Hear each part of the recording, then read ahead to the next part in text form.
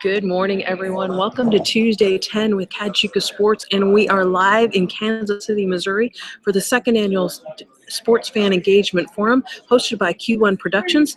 I am Sunny Cadwallader, better known as CadChica. Tuesday 10 is a conversation with leaders and up-and-comers in the world of sports, from media broadcasting, business marketing, social media, and more. And I am a media partner with Q1 Productions for the second straight year, and it's been an amazing experience for both of these years. I wasn't able to go last year, but I did make it this year, and I'm learning a lot about how teams and brands are trying to connect with the fans, make it more personal, make it more relatable. And I'm here with my friend, and finally we got to meet Tom.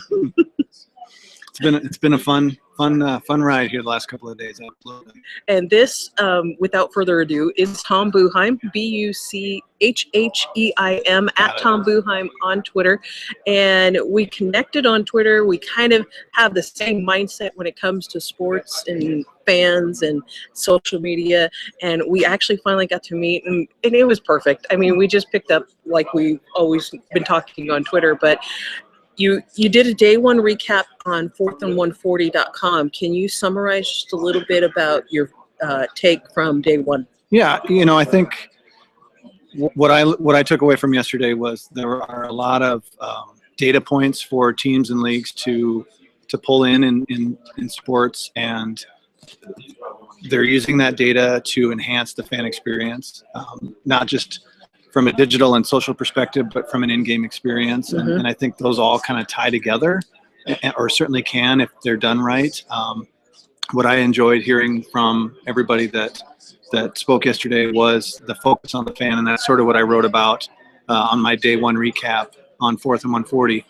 And I think putting the fan first is always obviously good, and I think today now we're starting to see some of that pivot to, okay, how can we turn this right. into more profitable means? How can we drive ticket sales, that sort of things, which is important. But I enjoyed hearing some of the strategies and tactics around putting the fan first from a digital sense, mobile optimization, right. social content that's really about them, and posting really good, engaging content, and then making those in-game experiences really meaningful for fans. It's like they know the what that they have to do. It's just, the what being thinking like a fan, and what the fan sees, what the fan wants to see at the in-game venues. But now what we're seeing here and hearing at the conference is how the teams are implementing it, how they're trying to truly connect. I mean, really make it a one-to-one, person-to-person. I think there's people in social media that call it a human-to-human connection. I know I was in the track with Rocky Harris. I had him on my show last week, and one of the things he says is when he goes to live events, he's looking at things like a fan, and it's even down to the minutest. Is minutest a word? I think it is. Okay. I'm running on a few hours of sleep. So I think we're both running on a few hours of sleep. The smallest of details is what a lot of the schools and teams are doing so that they can really connect with the fans. But another one of the fun things, in addition to meeting each other finally, is we're getting to meet some of the people all around here. And who are some of the people that you had looked forward to meeting and that you actually have been able to meet? Obviously you. That was top of my list. Hey, see, so. If I had the sound effects, I'd bring the sound effects, but we don't. No, but there are a lot of people here, and putting faces to names, having conversations on Twitter, and then turning those into real life. That's, one of my favorite things to do in social media is turning that online relationship into an offline relationship. So anytime we can do that, that's excellent. And as a professional who does social media for a living for an insurance brand, there's tons of things to learn from what folks in the sports world are doing, and what we can do to be more engaging with our fans who aren't necessarily sports fans, but they're definitely social media users. There are certainly things we can learn from the sporting world, because it's really good it's good content and it's good strategy that they're using too. Well, we are going to switch. Thank you, Tom, for Absolutely. being my guinea You pig. bet. We're going to do a quick switch.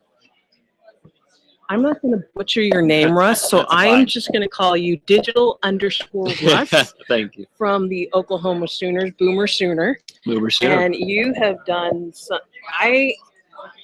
we did connect on Twitter for a while, and I knew you were smart. I knew you had a grasp of the social space and connecting with fans, but just listening to you yesterday, it brought it even more real to me how much time and effort and work that you've put into this. I know you've been a speaker, but how much are you learning from the Q1 forum? It's been great. You never want to be the smartest person in a room.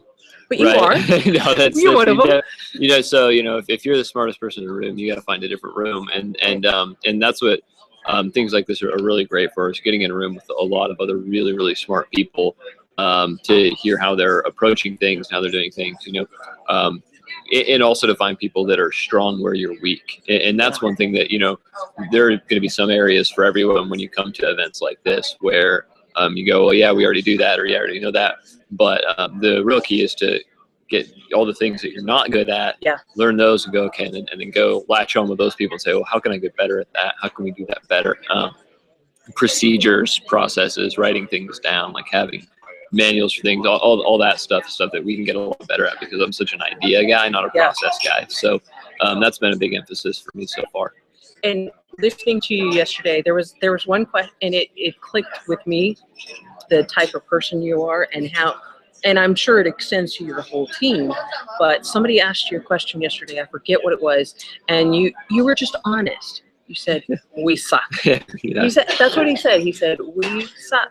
But that showed me how you're able to take a step back and look at what you're doing, and like you said, the areas that you're able to get better in. Are there certain things, maybe not that you've learned in the conference, but that you're already planning and that you have planned coming for like the spring sports, and it's like, okay, maybe I need to rework that a little bit? Yeah, I'm trying to think. I've got my notebook back, at the table with the checklist. I have pages and pages of notes. And I have like on one of my note pages, I have sort of to-dos, and I've got like sort of just a checklist of we're gonna do this and this and this and this and this and this. Probably one that stands out is better fan profiles. I think our marketing department, I'm sure it's somewhere tucked away in a binder somewhere, they've got like fan profiles or whatever, but we don't have them in digital for what we do and how we think. And so I would definitely like to do that, and maybe work with them to update those. So that's something that we can do better. We need to measure our social better. So that's something that we've got to come back and come up with a solution for. That's something where there's so many ways to do it, so many options, both free, sort of figuring out yourself with the built-in analytics tools, and also with partners that just a bevy of options is a little like intimidating to jump into. So, but those are two things that I think we're going to focus on. Let me ask you real quick. Oklahoma Sooners, they're in the Big 12. Big time school. How big is the school itself? Oh, I think we're the mid 20,000 enrollment, I believe. Okay. How big is your team? Your digital team? We're here. She's not here right now because we're on break from the conference. But a little bit. There are some people here, but coffee. When you say the word coffee, and social media people are there. Not me, but they are there. It's checkout day also, so I think people are getting all that arranged. So it's myself and Maggie Still, who we just hired from Nebraska. Okay. Who's going to oversee all our social. Yeah. Old rival. We've got a whole bunch of Nebraska people. It turns out that have infiltrated. Does Kelly Mosier still, is he kind of mad at you for that? No, we actually took her from their communications team, so he was okay with it, and so that was fine. And then we've just got some interns that do really great work for us, work really hard, but are vastly unrewarded, like all interns are. So that's it. And we have, I don't know, I haven't counted lately, but we probably have $1.5 million, 2 million, follows all that stuff if you did it cumulatively.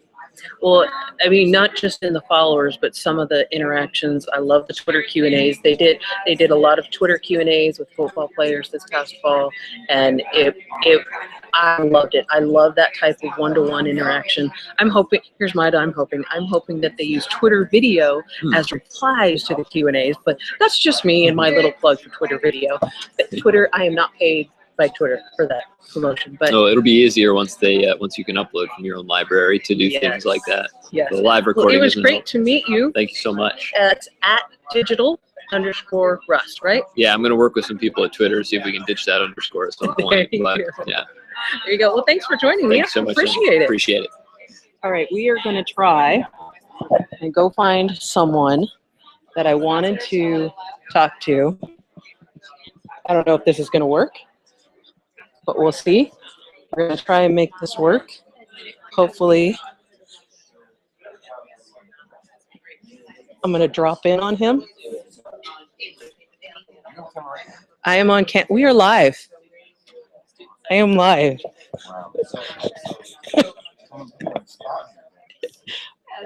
I told him, I'm sorry to interrupt your conversation. It's okay. I told you I was going to do this. All right. I am joined by, against his better judgment, against his will, kidnapping him for the show, Alex Restrepo. He is from the New Orleans Saints, and he is a rock star as far as social media content. I don't know about that, Dan. Okay, then I'll call you a Snapchat star. How's I don't know about that either, but continue. You had a great presentation yesterday on Snapchat. Snapchat is like it's still the unknown quantity as far as social media platforms. Some people are still kind of out on the fence about using it. Mm-hmm. What was some of the feedback that you received yesterday after your presentation? I think they liked it. I mean, no one told me any negative feedback except Kenton, but no, it's good. From the Seahawks. No, it's just there's some unfamiliarity, and a lot of teams are just on the fence about whether to use it or not. And I hope that I showed some positives and negatives of Snapchat, that I can still able to grow, and still a lot to activate with it. Now, you've been able to listen to a lot of different panels and speakers. Has there been any one thing that you've learned that you're going to take back and say, okay, this is an area I need to work on? Or a point that Kenton brought up yesterday was good about how you should think more of like you shouldn't compare like follower counts or total views. You almost see a percentage of, well, if you have this many followers, like you brought up yesterday, even though it's a Division III football team, they might be doing better as far as like pure engagement and content compared to their followers. So looking more at that and looking more at limiting the steps for fans they use on social media, and doing more video uploads to Facebook and Twitter, and just making it easier for the fan, but still trying to sponsor that content to get a return on investment on it, so you're not totally losing out by not posting on your website. And just so you know, he cannot disconnect because he's just scrolling through his Facebook I'm listening. No, I'm listening.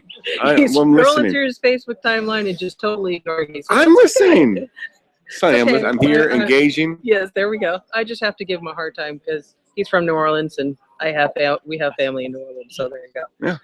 Yeah. Is there how big is your team, your digital team? 5 people.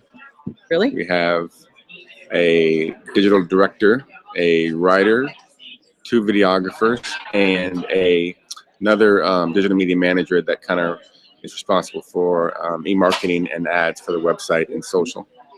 And then there's me. Are you finding that that's pretty similar with some of the people that you're talking to or that you've met here? I mean, it's a mixed bag in the NFL. You have really large staffs, smaller staffs. I say we're about toward the middle of the pack. But yeah, it just depends on the teams and their budgets and how long they've invested in social and digital. Yeah. Are you liking this conference so far? Yeah, I am. I kind of wish it was a little longer, but I will be glad to get home because I've been gone for a week. But it's been good so far. Only halfway through here, so. All right. Thank you. you. See, I knew he would do it. Hi. Because I gave him a hard time, and that's how we roll. All right, we are getting ready to end. the coffee break. Everybody's getting their coffee, and it'll be about time to start the next session. So thank you, everyone, for a special edition of Tuesday 10 with CadChica Sports. And I will be back next week, probably in the evening time. I haven't decided yet, but Tom Buchheim, my first guest on the show, he will be joining me, and we will do a recap with Q1 Sports and about the second annual Sports Fan Engagement Forum. Be sure you follow me on Twitter at CadChica I'm sharing graphics and video from the forum with various guests and speakers here at the forum. Follow the hashtag Q1SFE15, or just, like I said, follow me on Twitter and maybe even some Snapchats too. Anyways, we'll talk to you next week. Thanks for joining.